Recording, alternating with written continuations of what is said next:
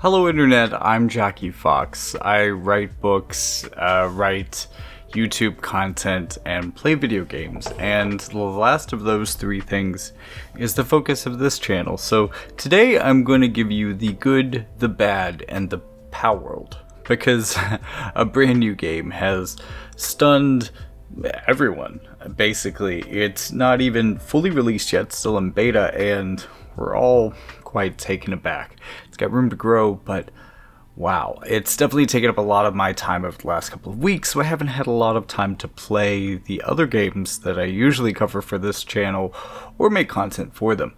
So let's just kind of overview what's been going on, starting with the good, which is Final Fantasy Brave Exvius War of the Visions has released a number of new characters that I've not had time to talk about. We are now into new Shadow Links, which is very cool, but there's also a new version of Lucio, as well as a new version of Oberon as well, so all of that very cool, all of that very interesting, and I will talk about those units, their kits, how they fit in, as well as a few future units that we know of from the JP side in a future video to come out within the next week.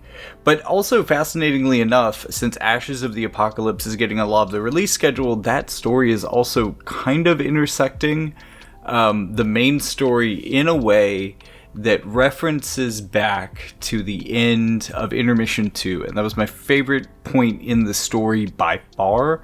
And I find it really cool that we could see something built upon that, and it's not just a throwaway alternate timeline reality, that could actually have some impact on the current timeline. And we're starting to see that in the story in really fascinating ways I would love to do a lore video about, but I'm not sure. I mean, I haven't had a ton of time to sit down and analyze story either, so that's a little bit more TBD. We may not quite be there yet, and it feels like there's more to come, but I'm not really sure. So timing how much knowledge I want to have when I release that video is really important. As far as the bad though, well, actually, hold on. Before we get there, there is one more thing that I didn't do content about that I should have, or normally would have, that I missed this week. And that would be the upgrades to the previous Lunar New Year characters. And I complained about those in a text post because I completely forgot when Lunar New Year was. I forgot that it wasn't within a week or so of regular New Year's. So I had expected these to be out sooner, and to be fair, more the merrier especially is really overdue, at least this upgrade. So, I've been waiting for these guys for a while, and they got an interesting upgrade. I like their MA2s in general. I like just the general upgrades, kind of with the caveat though, that the skill upgrade for both of them, more the merrier, is going to be protecting re-raise, which is probably really cool with people like Sadly or Lina, and maybe other units that would get re-raise on the wind side, or maybe other re-raise units. For instance, if you don't have Vivi, this could be the character that goes in on your Helena and Roth team, or Helena and some other re-raise unit team. Likewise for Resnick the Hoppy, who is a unit that, I mean, both of these units just have really amazing kits. I think that in terms of status abilities, more the merrier has amazing synergies and abilities to shut down entire swaths of the meta, now and in the future, with Sadly and with Helena. And in fact, a Sadly, Helena, more the merrier team could be really strong. Just all of them throwing status all over the field. This could be a really powerful team, and it would really, really, really, really benefit from the re-raise protection. And then with Resnick the Hoppy, who has Courage herself, you also have Courage protection from her.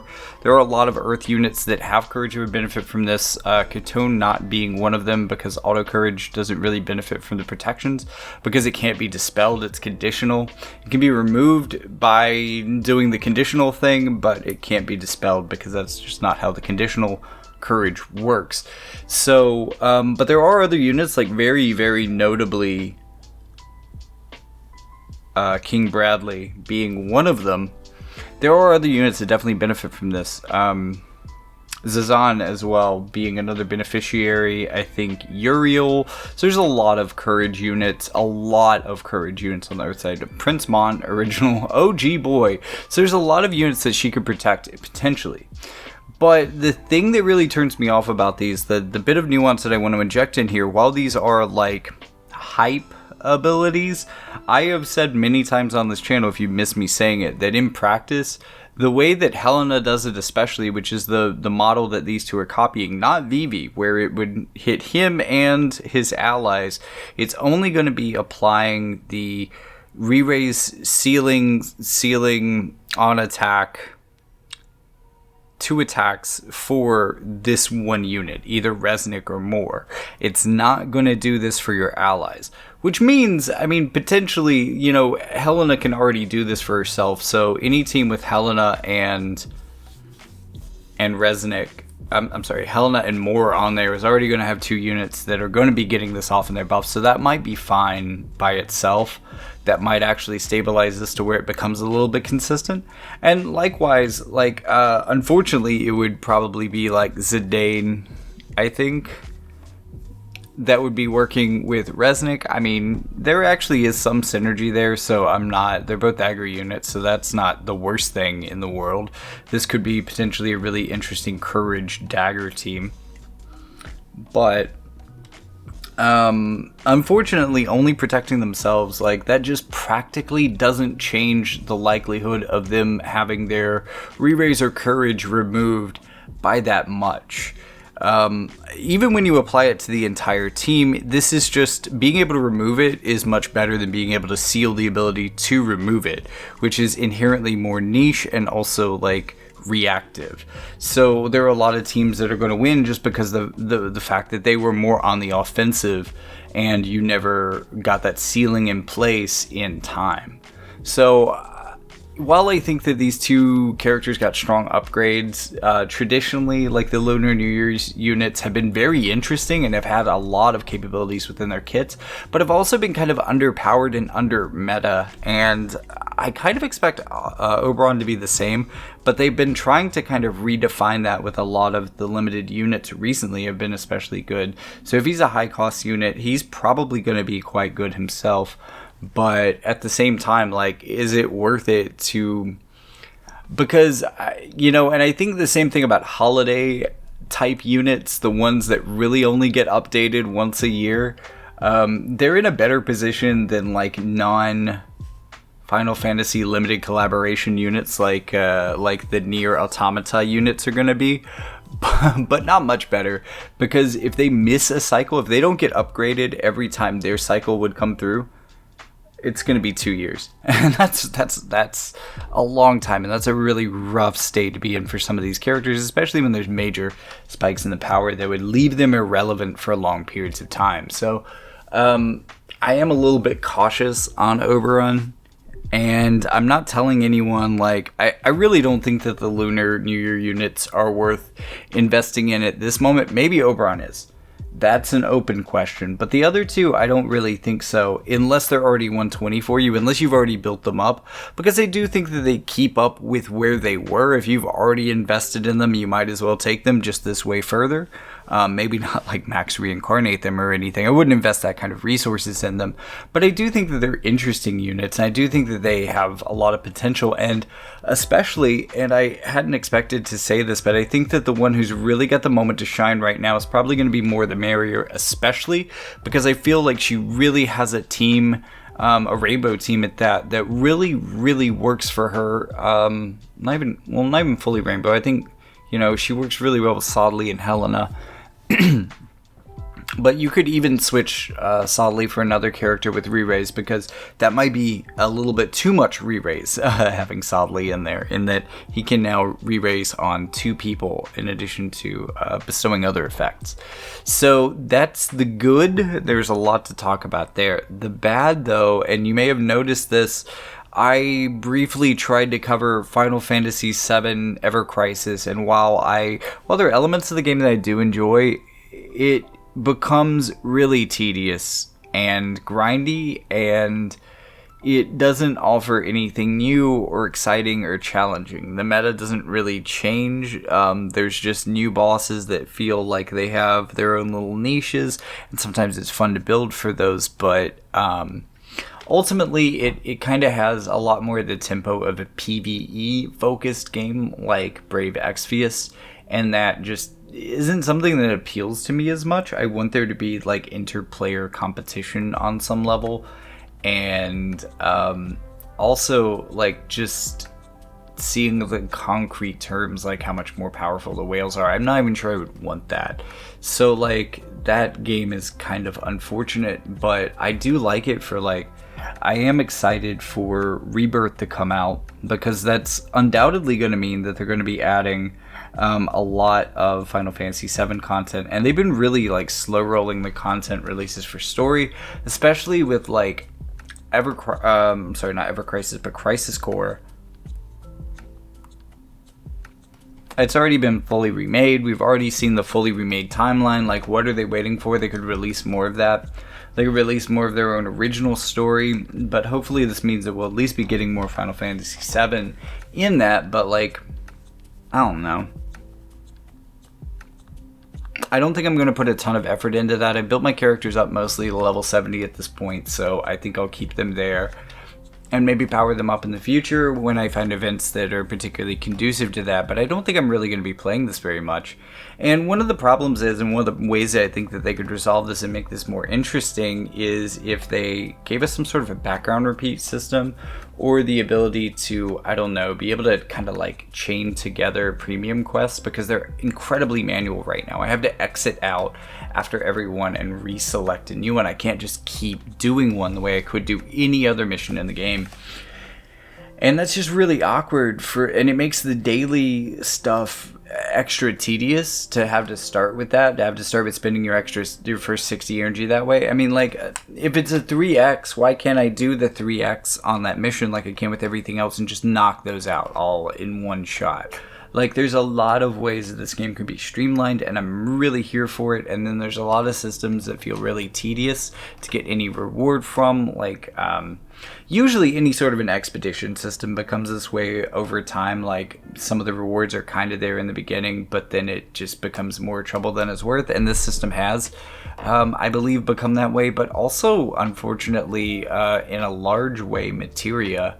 Maybe getting new materia at a sufficient, like, 3-star or 4-star or whatever becomes important, but like doing materia every day for the off chance of getting really rare ones just isn't doing it for me. There's just a lot of systems in this game that kind of work like that, and I'm not necessarily excited about where the gacha element is going. Like, I don't know. It's not terrible, but it's not what I think anyone expected, and it's not quite where it could be. Although it has a lot of things that it does well, a lot of things that it does right. It's got a good basis. It's got a good franchise. It's got a really, really, this is like the Cadillac of the Final Fantasy franchise. Like, there has been. And like I would love to see games added to this, like Dirge of Cerberus and that kind of stuff. Like, I want to see the whole collaboration of Final Fantasy VII in this at some point. That's ultimately my dream. But how many years is it going to take? How much support is it going to take? And how long will I have to care before I truly see those dreams realized? It's just, it is so far from being what I want it to be right now. But I will say this charitably, I can see it getting to the point in the future where I'd find it exciting. But it's just like this, the drip feed model of like mobile release schedules is just really unfortunate for this, and I feel like they're playing it especially slow even with that, in terms of like story and content and that type of stuff, especially when the stories have already been written. Basically, you just need to abbreviate them or abridge them. And it's just it feels unexcusable that we've only made the progress in the 3 stories that we have so far, and there's so many more stories to even get started, and like, it's just an awkward place that none of these are getting finished or will be getting finished soon, you know, we're still like a third of the way through 3 different books, and it's just like, I mean, essentially books, stories. It's just a really awkward way to tell any of the stories, essentially. It's really strange.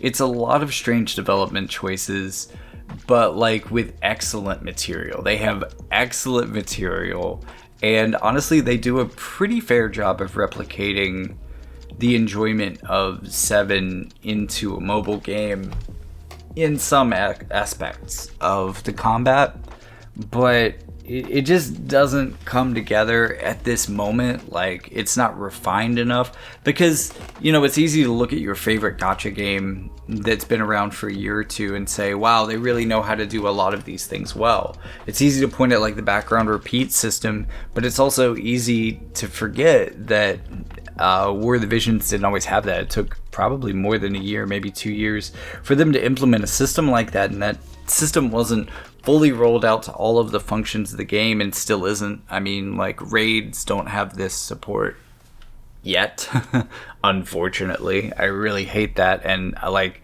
this is the first raid that I just haven't done, because, you know, when I already said that I wasn't going to connect with like any of the characters except for 9S. I really like what they did for 9S. I really like that his protection is just singularly relevant around himself. He is the one-man package in that respect, and I think that's cool. So he's a good boy, but I'm just not excited for the general collaboration, so I especially haven't been excited for the raid. Like, I feel like I would and should want the memorabilia for this even more, but I just don't, because I wasn't able to connect with the core gameplay because I just wasn't concerned. I don't know. It's kind of rough. But I would say that all of that collectively is kind of the bad. Like, the raids within War of the Visions still kind of feel too tedious in the same way that almost the entirety of Ever Crisis does. And again, I feel like there is room for that to be improved, and I feel like it could be, but it just isn't there yet now, and I'm going to keep checking in on it. And then kind of in the column right before we move into the final area of this video, Magic the Gathering Arena is just something I haven't played in a couple of weeks.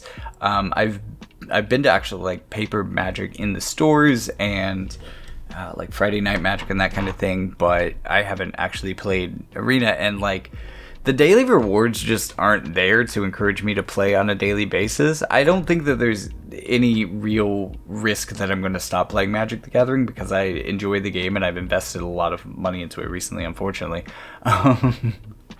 But like, you know, it's on the back burner right now pretty heavily, and I feel pretty good with that decision in a way that I don't always with some of the mobile games that I play.